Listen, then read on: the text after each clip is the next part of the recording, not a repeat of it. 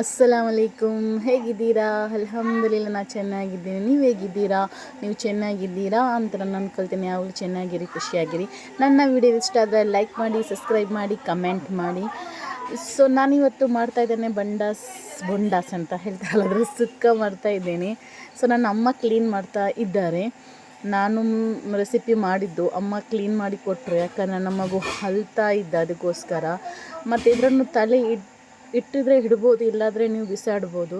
So ಒಬ್ಬರಿಗೆ clean ಮಾಡಲಿಕ್ಕೆ ಬರಲ್ಲಲ್ವ, ಅದಕ್ಕೆ ನಾನು ತೋರಿಸಿದ್ದು ವಿಡಿಯೋ ಕ್ಲೀನ್ ಯಾವ ಥರ ಮಾಡ್ತಾರೆ ಅಂತ.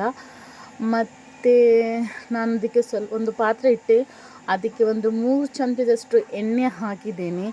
ಮತ್ತು 2 ದೊಡ್ಡ ನೀರುಳ್ಳಿ ಹಾಕಿದ್ದೇನೆ. ಅದಕ್ಕೆ ಒಂದು 5-6 ಬೆಳ್ಳುಳ್ಳಿ ಹಾಕಿದೆ. ಸ್ವಲ್ಪ ಬೇಸೊಪ್ಪು ಹಾಕ್ತೇನೆ. ಹಾಕಿ ಒಳ್ಳೆ ಫ್ರೈ ಮಾಡಿ. ಫ್ರೈ ಆದಮೇಲೆ ಅದು ವಿಡಿಯೋ ಸ್ಕಿಪ್ ಆಯಿತು ನಾನು ಮಾಡುವಾಗ. ಸೊ ಮಗು ಅಳ್ತಾ ಹೋದೆ ನಾನು.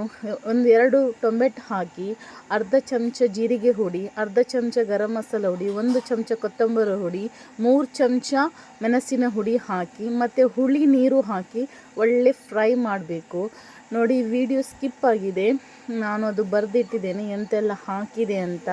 ಸೊ ಸಾರಿ ಆಯಿತಾ, ಮಗು ಅಳ್ತಾ ಇತ್ತು, ಅದಕ್ಕಾಗಿ ನಾನು ಅದು ವಿಡಿಯೋ ಬಿಟ್ಟು ಬಂದೆ. ಸೊ ಆವಾಗ ನಾನು ಹಾಕಿ ಆಯಿತು. ಮತ್ತು ವಿಡಿಯೋ ಮಾಡುವವರು ಯಾರೂ ಇರಲಿಲ್ಲ, ನಾನು ಒಂದು ಕೈಯಲ್ಲಿ ಮೊಬೈಲ್ ಹಿಡ್ಕೊಂಡು ಒಂದು ಕೈಯಲ್ಲಿ ವಿಡಿಯೋ ಮಾಡಿದ್ದು. ಸೊ ಅದರಿಂದ ಸಾರಿ.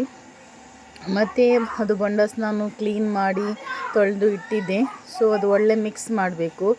ನಾನು ಹೇಳಿದ್ದು ಗೊತ್ತಾಯ್ತಲ್ವ, 2 ಟೊಮೆಟೊ ಹಾಕಿ. ನಾನು ಈಗ ಒಂದು ಮಾಡ್ತಾ ಇದ್ದವರು ಬೊಂಡಾಸ್ ಒಂದು ಅಂದಾಜಿಯಲ್ಲಿ 1 kg, ಸ್ವಲ್ಪ 1.5 kg ತನಕ ಇರ್ಬೋದು. ನಾನು ಹಾಕಿದೆ ದೊಡ್ಡ 2 ಟೊಮೆಟೊ, ಮತ್ತು ಅರ್ಧ ಚಮಚ ಗರಂ ಮಸಾಲ ಹುಡಿ, 1 ಚಮಚ ಕೊತ್ತಂಬರಿ ಹುಡಿ, ಮತ್ತು 3 ಚಮಚ ಮೆಣಸಿನ ಹುಡಿ, 1/4 ಚಮಚದಷ್ಟು ಜೀರಿಗೆ ಹುಡಿ, ಮತ್ತು 1 ಚಮಚದಷ್ಟು ಸೋಯಾ ಸಾಸ್ ಹಾಕಿದೆ. ಅದು ಆಪ್ಷನಲ್, ನೀವು ಹಾಕ್ಬೋದು, ಅದು ಹಾಕಿದರೆ ಸ್ವಲ್ಪ ಟೇಸ್ಟ್ ಆಗುತ್ತೆ. ನಾನು ಒಂದು ಸೈಡಲ್ಲಿ ಅದು ಬೇಯಲಿಕ್ಕೆ ಇಟ್ಟೆ, ಇನ್ನೊಂದು ಸೈಡಲ್ಲಿ ಒಂದು ತವ ಇಟ್ಟೆ, ಫ್ರೈ ಪ್ಯಾನ್.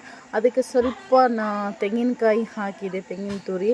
ಅದು ಸ್ವಲ್ಪ ಬಿಸಿ ಆಗಬೇಕು, ಜಾಸ್ತಿ ಬೇಕಂತ ಇಲ್ಲ, ಇಲ್ಲಾದರೆ ಅದು ಸ್ವಲ್ಪ ಹಸಿ ವಾಸನೆ ಬರುತ್ತೆ ಅದಕ್ಕೆ ಹಾಕುವಾಗ. ಅದಕ್ಕೋಸ್ಕರ ಅಷ್ಟನ್ನಕ್ಕಲ್ಲಿ ಬೇಯ್ತಾ ಇರಲಿ. 1/4 ಅಂಶ ಬೇಯ್ತಾ ಬರುವಾಗ ನೀವು ಅದಕ್ಕೆ ಇದು ಹಾಕಬೇಕು, ಕಾಯಿ ಮೆಣಸು. ಬಟ್ ನಮ್ಮ ಮನೆಯಲ್ಲಿ ಆದ ಕಾಯಿ ಮೆಣಸು ನಾನು ಹಾಕಿದೆ, ಚಿಕ್ಕ ಸ್ವಲ್ಪ ಖಾರ ಇರುತ್ತೆ. ಮತ್ತು ಅದ್ರ ಮೇಲೆ ತೆಂಗಿನಕಾಯಿ ಹಾಕಿದೆ. ಸೊ ಅದು ನೀರು ಹಾಕಲಿಕ್ಕೆ ಹೋಗಬೇಡಿ ಬೇಯಿಸುವಾಗ, ಅದು ನೀರು ಬಿಡುತ್ತೆ. ನನಗೆ ಆವಾಗ ಹೇಳಲಿಕ್ಕೆ ಮರೆತು ಹೋಯಿತು. ನೀರು ಸ್ವಲ್ಪನೂ ಹಾಕಬೇಡಿ, ಟಚ್ ಮಾಡಬೇಡಿ, ಆಟೋಮೆಟಿಕ್ಕಾಗಿ ನೀರು ಬಿಡುತ್ತೆ. ನೀವು ಮಸಾಲೆ ಎಲ್ಲ ಫ್ರೈ ಆದಮೇಲೆ ಅದು ಬಂಡಾಸೆ ಹಾಕುವಾಗ, ಮಿಕ್ಸ್ ಮಾಡುವಾಗ ಆಟೋಮೆಟಿಕ್ಕಾಗಿ ನೀರು ಬಿಡುತ್ತೆ. ಸ್ವಲ್ಪನೂ ನೀರು ಹಾಕಬೇಡಿ, ಸ್ವಲ್ಪ ಬೇಸೊಪ್ಪು ಹಾಕಿ ಅಷ್ಟೇ. ನಮ್ಮದು ಉಡುಪಿ ಸ್ಟೈಲ್ದು ಮಾಡಿದ್ದು ಬೊಂಡಾಸ್ ಸುಕ್ಕ. ಮಾಡಿ ಟ್ರೈ ಮಾಡಿ ಹೇಳಿ ಹೇಗಿತ್ತು ಅಂತ. ಮತ್ತು ನಾನು ನಿಮಗೆ ಹೇಳಿದಲ್ಲ ಮಸಾಲೆ ಯಾವ ಥರ. ನನ್ನ ವಿಡಿಯೋ ಇಷ್ಟ ಆದರೆ ಲೈಕ್ ಮಾಡಿ, ಸಬ್ಸ್ಕ್ರೈಬ್ ಮಾಡಿ, ಕಮೆಂಟ್ ಮಾಡಿ. ಪ್ಲೀಸ್ ನನಗೆ ಸಪೋರ್ಟ್ ಮಾಡಿ, ತುಂಬ ಸೂಪರ್ ಆಗುತ್ತೆ. ಮತ್ತು ಅದಕ್ಕೆ ನಿಮಗೆ ಸ್ವಲ್ಪ ಹುಳಿ ಜಾಸ್ತಿ ಇದ್ದರೆ ಲಿಂಬೆ ಹುಳಿ ಹಾಕಿ ತಿನ್ಬೋದು, ಸೂಪರ್ ಆಗುತ್ತೆ.